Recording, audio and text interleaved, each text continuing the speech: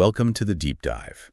We take stacks of sources, pull out the really compelling ideas, and basically give you a shortcut to being well-informed. That's the plan. So today, we're diving into something that challenges a really deep idea, that success is all about individual merit. Raw talent, hard work. The classic story. Pull yourself up by your bootstraps. Exactly. But while that's definitely part of it, our deep dive today into Malcolm Gladwell's Outliers is going to unpack some, well, frankly, surprising nuggets of knowledge. Yeah, it reveals these hidden patterns, advantages, opportunities that really shape who makes it and who doesn't. We'll be looking at all sorts, from elite hockey players, computer pioneers, even a secluded Italian-American town. Right. So our mission today is to uncover these surprising forces. Hopefully, you'll see the world of achievement in a whole new light by the end. It's a great mission. Outliers really does flip common ideas on their head. And maybe we should start back in the 1950s with that town you mentioned, Roseto, Pennsylvania. Okay, Roseto. Tell us about it. Well, it was this tiny, pretty self-sufficient town. Almost everyone there had immigrated from the same village in Italy, so super cohesive. Okay. People spoke Italian on the streets. You had these big extended family clans, often like 3 generations under one roof. Wow. Yeah, grandparents were really respected. The town had something like 22 civic organizations and this strong sort of egalitarian vibe. The wealthy didn't really show off, and people helped out those less fortunate. Sounds idyllic almost. But what was the medical puzzle there? Ah, right. So a physician, Dr. Stuart Wolfe, he specialized in digestion, actually. He was invited to speak locally. Mm-hmm. And afterwards, a local doctor mentioned something really odd. He says he almost never finds anyone from Roseto under 65 with heart disease. Seriously, in the 50s, with, I assume, diets that weren't exactly low-fat kale salads. Exactly. That was the thing. Rosen smoked. Their diet had plenty of meatballs and sausage fried in lard. They weren't fitness fanatics. It flew in the face of conventional medical wisdom. Which would have pointed to? Oh, definitely genes, maybe diet, exercise, individual lifestyle choices. That's what doctors focused on then. So this was a real head-scratcher for the medical community. Mm-hmm. Dr. Wolfe and a sociologist, John Brune, they couldn't pin it on biology. Mm-hmm. So what was their big aha moment? Well, it was pretty revolutionary for the time. They looked at everything: diet, genetics, exercise habits, the water supply, you name it. Nothing explained it. Okay. And they finally realized the Rosetons were healthy because of where they were from. It wasn't about the individuals in isolation. You mean the town itself? Yes. The town, the community, that powerful protective social structure they built, the tight-knit bonds, the lack of keeping up with the Joneses, the social equality. It was like a shield against the stresses of modern life. So community is medicine, almost. You could say that. It was a social explanation for health, not just biological. A totally different way of thinking. That's a powerful start. Community matters deeply. Okay, let's shift from community health to individual achievement, but maybe keep that idea of hidden factors in mind. There's another surprising pattern, right? This time in Canadian hockey. Oh, yeah, this one's a classic from the book. A Canadian psychologist, Roger Barnsley, noticed something weird in the mid-'80s looking at rosters for elite junior teams. What did he find? About birth dates, wasn't it? Exactly, birth dates. He found this really stark pattern. In any elite group of players, like the best of the best, something like 40% were born between January and March. 40%, just in the first 3 months. Yep. Then 30% April to June, 20% July to September, and only 10%, just 10%, born in the last quarter, October to December. Hang on, nearly 5.5 times more January birthdays than November birthdays. Yeah. In elite hockey. Crazy, right? And it wasn't just one team. It held true for all-star teams, even right up into the NHL. Gladwell calls it an iron law of Canadian hockey. Okay, that can't be random. What's going on there? What's the mechanism? It's actually surprisingly simple and kind of administrative. The eligibility cutoff date for age-class hockey in Canada is January 1st. January 1st. Okay, So think about it. A kid born on January 2nd is playing in the same league as a kid born December 31st of the same year. Right, they're almost a full year older. Exactly. And when you're talking about 9 or 10-year-olds, that age difference means a big difference in physical maturity, size, coordination. Okay, I see where this is going. The January kid looks like a star. Precisely. They're bigger, maybe faster. Coaches mistake that maturity for innate talent. So who gets picked for the select teams? Who gets the better coaching? Who gets more ice time? The older kids. The ones born early in the year. Right. And that creates this feedback loop, what sociologists call the Matthew effect. To those who have, more shall be given, or a cumulative advantage. The small initial edge gets magnified over time because they get more opportunities to improve. So this seemingly tiny arbitrary rule is just cascades, and the kids born late in the year. Their talent often gets overlooked, essentially squandered. Gladwell mentions the Czech national soccer team having a similar pattern. Almost no players born in the later months for years.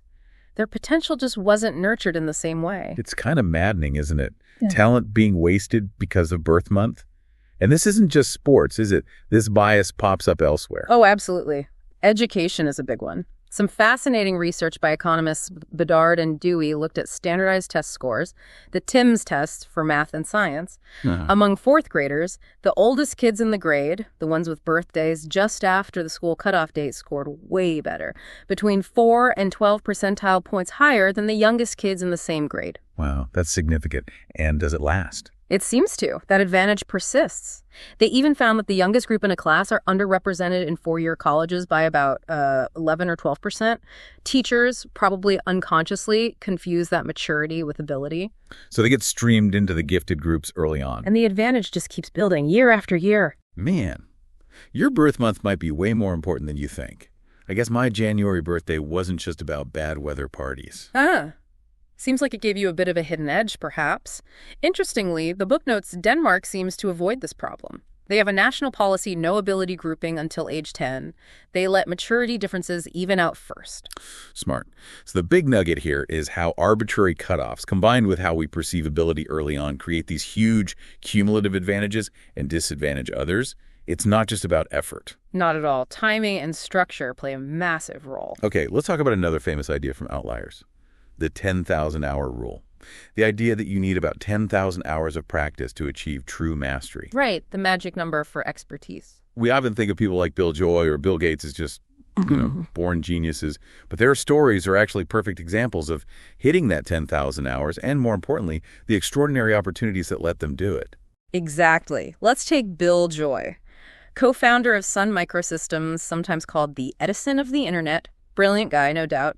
But look at his circumstances. He gets to the University of Michigan in 1971, aged just 16. All right. And Michigan had just opened this state-of-the-art computer center. Crucially, it was one of the first universities anywhere with time-sharing systems, meaning multiple people could program at once from terminals. Before that, it was all punch cards, incredibly slow and tedious. This was a huge leap. And get this, the Michigan system had a bug. If you typed Ketco, you got unlimited free programming time. You're kidding. Free, unlimited time on a cutting-edge system. And the computer center was open 24 hours a day. Okay, that's like the holy grail for a budding programmer back son. What did Joy do? He basically lived there, programmed 8-10 hours a day. Then he went to Berkeley for grad school and did the same thing day and night. He just dove in. So he had this unbelievable, unique access, which allowed him to rack up thousands and thousands of hours, well over 10,000 by his early 20s. That deep, immersive practice is what allowed him to master software development, rewrite Unix, co-found Sun. His genius wasn't just innate, it was forged by that unprecedented opportunity to practice. An incredible alignment of stars. And Bill Gates, a similar story of extraordinary opportunity. Very similar. Gladwell calls his early experience his Hamburg. Like the Beatles playing marathon sessions in German clubs. Gates's Hamburg was Lakeside School in Seattle. A private school. Yep, an elite private school. And in 1968, Lakeside got a time-sharing computer terminal, almost unheard of for a high school then. Another incredibly early advantage. And the opportunities just kept coming. First, the Mothers Club paid the computer fees. When that money ran out, a local company, C Cubed, needed people to test their software on weekends, offering free computer time in return. So Gates and his friends jumped at them. Oh, yeah. Then C went bust, but they found another company, ISI, that needed help with payroll software. Gates logged 1,575 hours there in just 7 months. 1,500 hours in 7 months. That's like 8 hours a day, 7 days a week.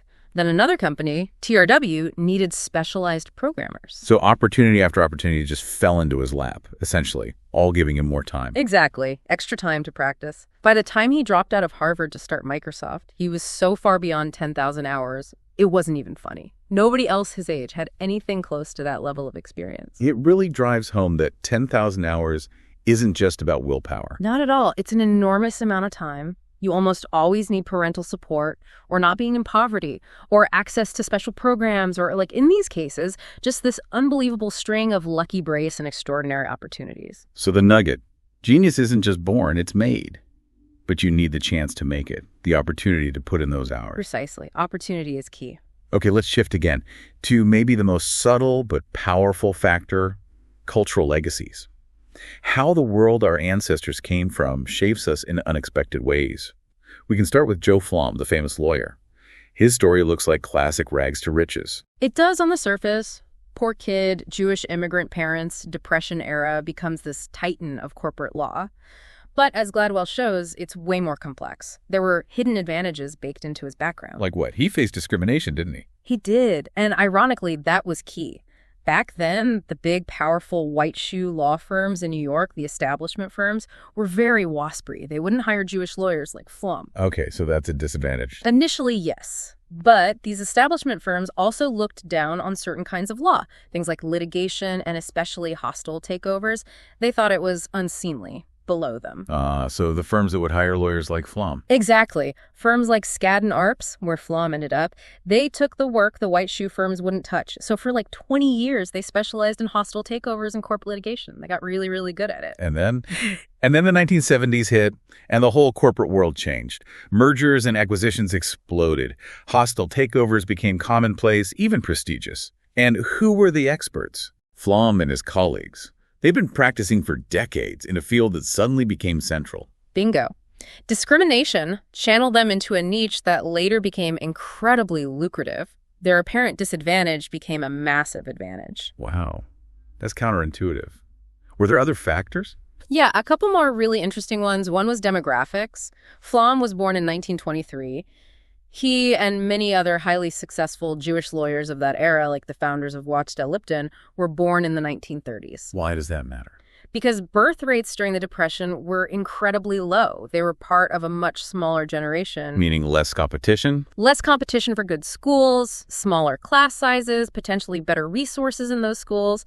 And when they came of age, it was easier to get noticed, easier to get into the job market compared to people born just 10 years earlier, like Maurice Janklow, who hit the Depression right when his career should have been taking off.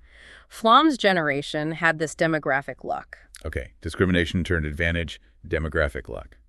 What else? The third leg was the nature of the work their parents often did. Many Jewish immigrants of that generation, including Flom's father, came with skills in the garment trade. Making clothes? Yeah, but it wasn't just manual labor. The garment industry in New York back then was complex, entrepreneurial. You often worked for yourself or in small shops. It required skill, autonomy, initiative. There was a clear link between how hard and smart you worked and your reward. Gladwell calls that meaningful work. Exactly. Complexity, autonomy, and that connection between effort and reward.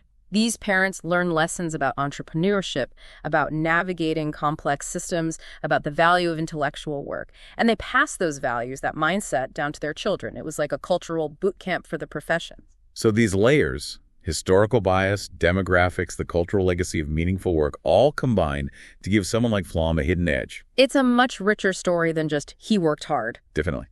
Now let's bring in another angle on intelligence and background. Chris Langan, the guy with the supposedly off-the-charts IQ. Right, the smartest man in America. IQ estimated somewhere near 200.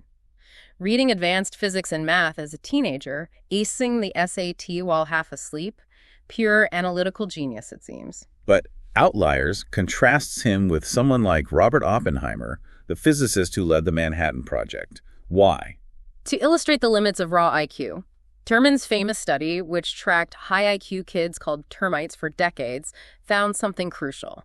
IQ alone doesn't guarantee success. Real-world achievement correlated much more strongly with family background. So Oppenheimer had the IQ, but also a privileged upbringing. His parents practiced what sociologist Annette Leroux calls concerted cultivation.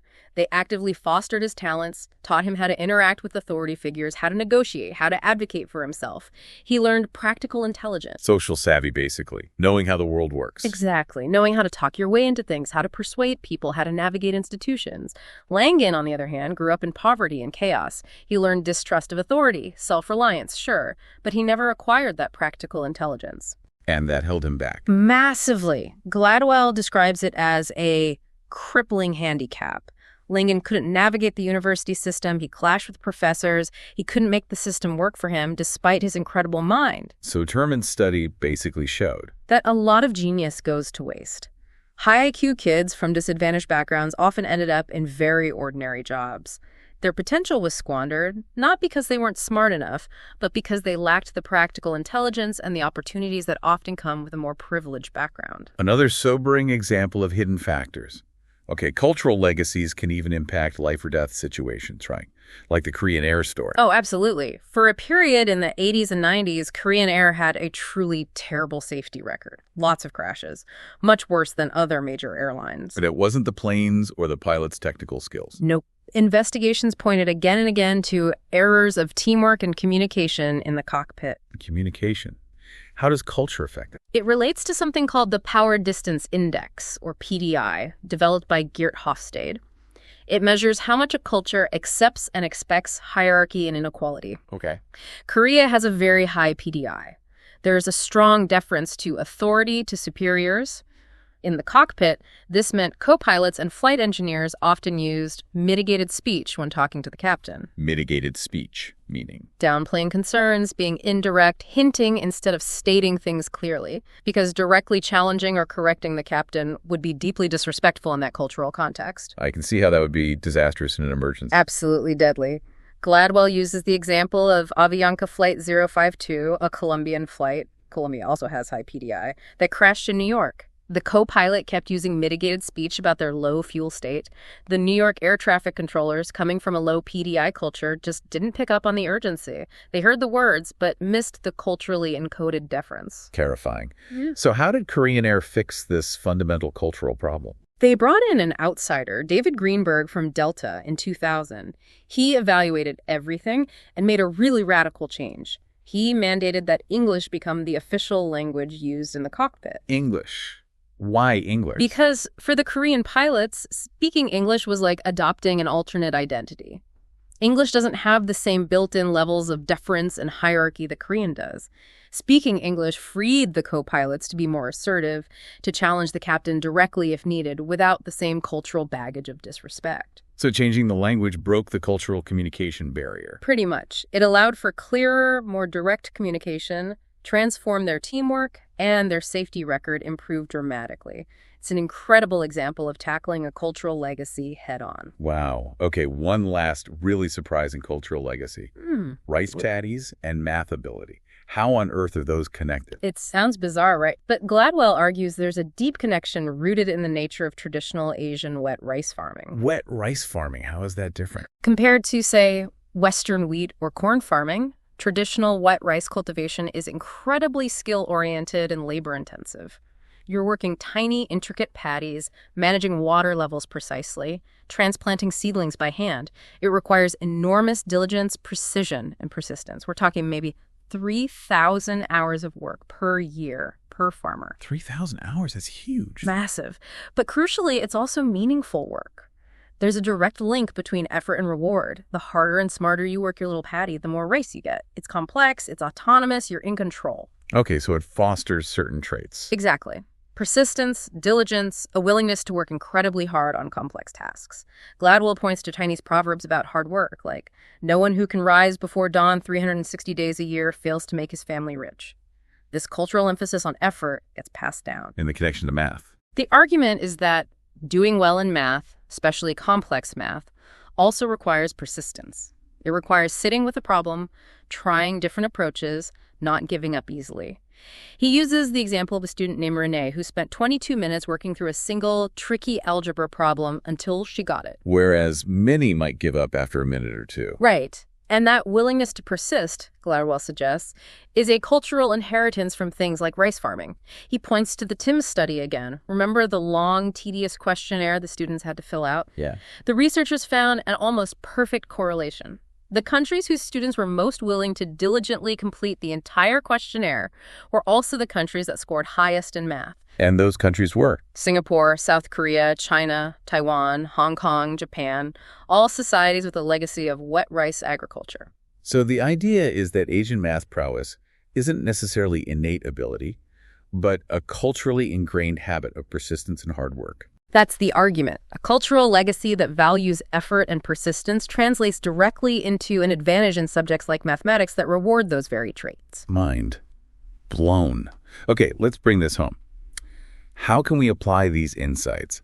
The KPP Academy schools seem to be putting some of these ideas into practice, particularly regarding opportunity and effort. Yes, KIPP Knowledge is Power program schools are a really interesting real-world example.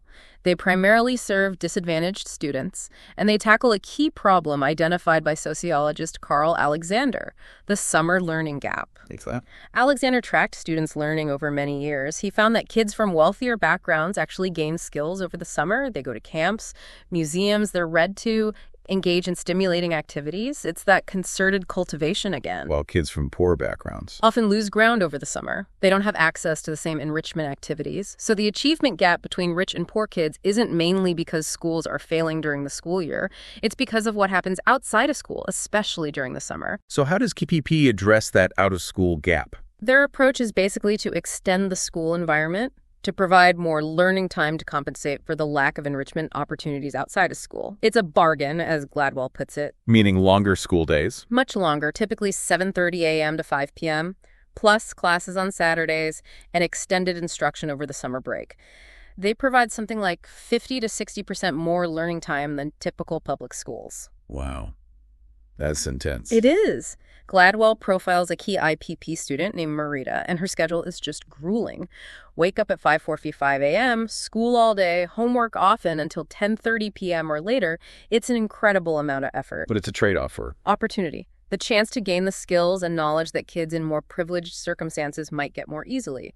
It's about leveling the playing field by providing more structured learning time, essentially applying the principles of persistence and extended effort, like the rice paddy farmers or the 10,000-hour rule. creating opportunity through sheer time and structure.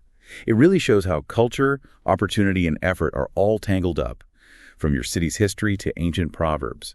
It all shapes potential. Absolutely. So wrapping up this deep dive into Outliers, the big takeaway really seems to be that extraordinary success isn't just about the individual, is it?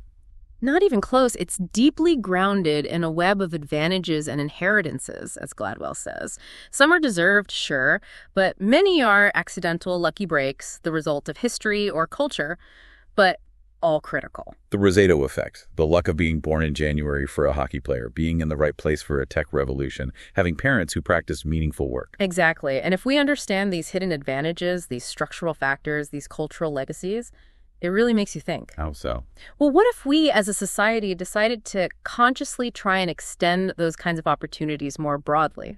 What if we tried to create more Rosados, or fix those arbitrary cutoffs, or provide the time and resources for more kids to reach 10,000 hours in their field? Imagine if we stopped squandering talent just because someone was born in the wrong month, or didn't have parents who knew how to navigate the system, or came from a cultural background that didn't emphasize certain skills. Could we engineer a world with more outliers, simply by making opportunity less dependent on luck and legacy? That's a really provocative thought to end on. It encourages you, the listener, to maybe reflect on your own story. What were the hidden advantages, the lucky breaks, the cultural inheritances that shaped your path? And maybe more importantly, how can we work towards a world where everyone gets a fairer shot at fulfilling their potential? A world that recognizes success is never just an individual story.